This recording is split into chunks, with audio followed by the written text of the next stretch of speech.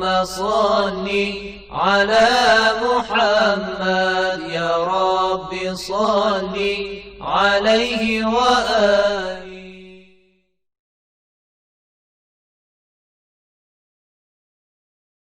أعوذ بالله من الشيطان الرجيم. بسم الله الرحمن الرحيم.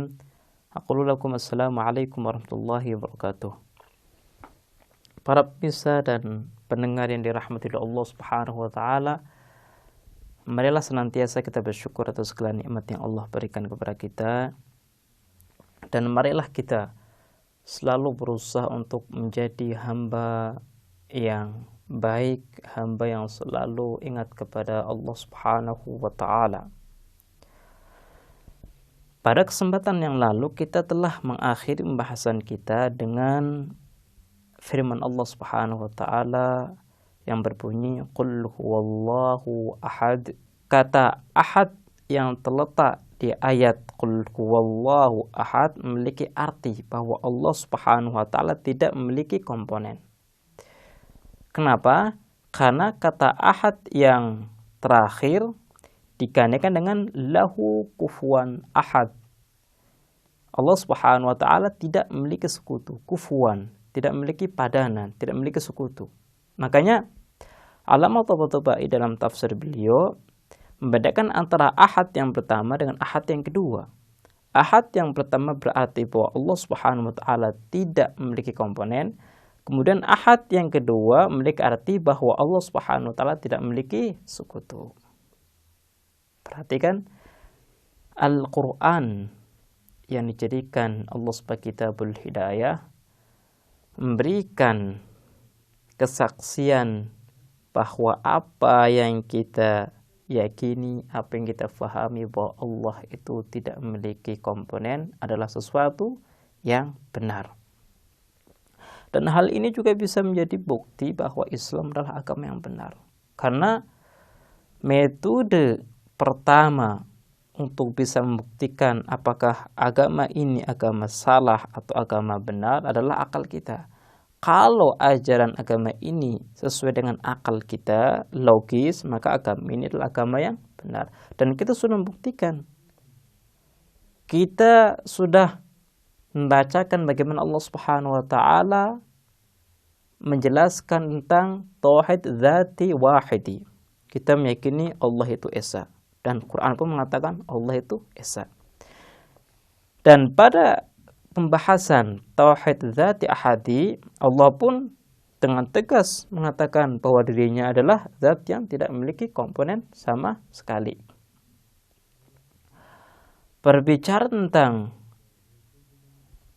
tauhid dzati ahadi,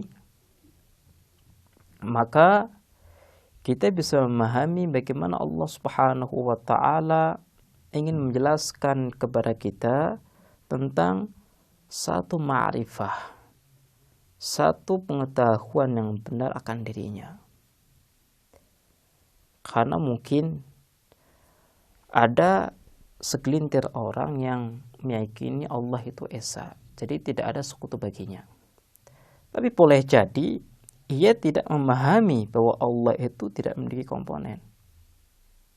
Karena kalau kita perhatikan di kehidupan kita, ada sesuatu ini tunggal, tidak ada padanan sama sekali. Lah, tapi kalau kita melihat ke sesuatu itu sendiri, kita mendapatkan komponen-komponen yang ada. Ketika Allah Subhanahu wa taala menjelaskan bahwa dia tidak memiliki komponen, Allah Subhanahu wa taala ingin menepis dan meluruskan pola pikir yang mengatakan bahwa Allah itu memiliki komponen seperti apa? Seperti apa yang dilihat di dunia. Di mana ketika kita meyakini bahwa Allah itu esa, hal ini tidak melazimkan, tidak bertentangan kita meyakini bahwa Allah itu berkomponen. Ini mungkin pola pikir yang akan muncul di sebagian orang. Makanya Allah Subhanahu wa taala dengan tegas dalam surat Al-Ikhlas menjelaskan bahwa Allah adalah zat yang tidak memiliki komponen. Ketika kalian, wahai hamba-hambaku, meyakini bahwa aku adalah Tuhan yang tidak memiliki sekutu, maka kalian pun harus meyakini bahwa aku Tuhan yang tidak memiliki komponen. Kenapa? Karena yang namanya Tuhan memiliki komponen, maka status Tuhan tidak layak diperuntukkan untuknya. Karena dia butuh kepada komponennya.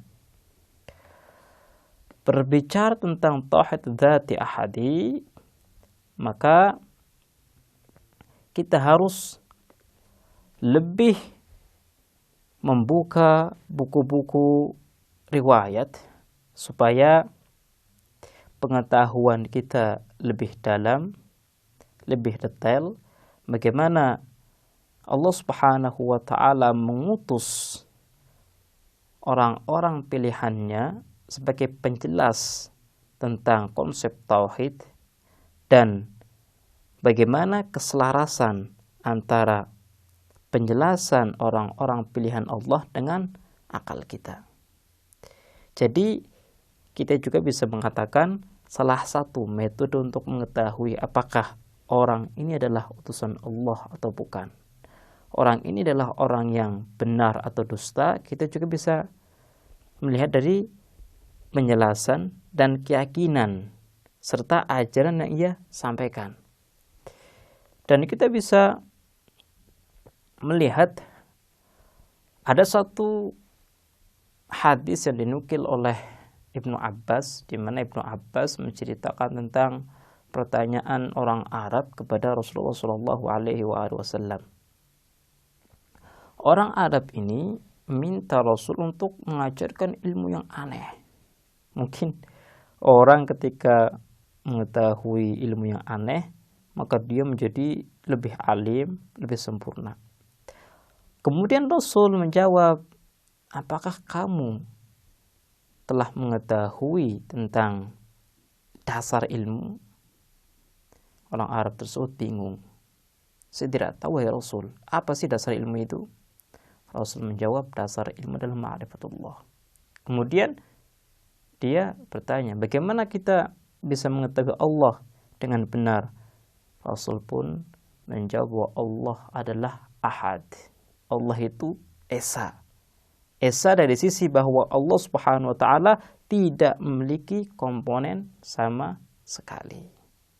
Jadi para pemirsa bisa melihat bahwa Allah Subhanahu wa taala ketika mengutus para nabi, Allah pun membekali orang-orang seperti ini dengan penjelasan yang kuat, dengan pengetahuan yang benar. Kenapa? Karena tugas utama seorang nabi, seorang utusan adalah memberikan petunjuk kepada kita semua. Nah, kalau seandainya nabinya salah, maka kita pun akan salah. Dan lebih dari itu, Allah Subhanahu wa taala telah menjadikan ilmu nabi sebagai satu alamat bahwa apa yang ia klaim adalah sesuatu yang benar. Karena ketika datang seorang nabi dan ia mengaku di khalayak masyarakat bahwa aku adalah utusan Allah, maka masyarakat ini tidak langsung percaya. Masyarakat ini akan melihat apakah ada tanda-tanda kenabian pada dirinya atau tidak. Dan salah satu tanda kenabian adalah ketika orang yang mengklaim sebagai nabi ini membawa ajaran yang benar, ajaran yang tidak berseberangan dengan akal kita. Nah, kalau seandainya dia mengaku sebagai nabi, kemudian ajaran yang ia bawa adalah ajaran yang bertentangan dengan akal, maka masyarakat akan menolak dan mengingkari bahwa ia sebagai nabi. Kenapa? Karena mustahil Allah Subhanahu wa taala akan mengutus seseorang yang ia tidak mengetahui dirinya. Baiklah pemirsa, insyaallah kita akan meneruskan bahasan tauhid di kesempatan yang lain. Kita akhiri, wassalamualaikum warahmatullahi wabarakatuh.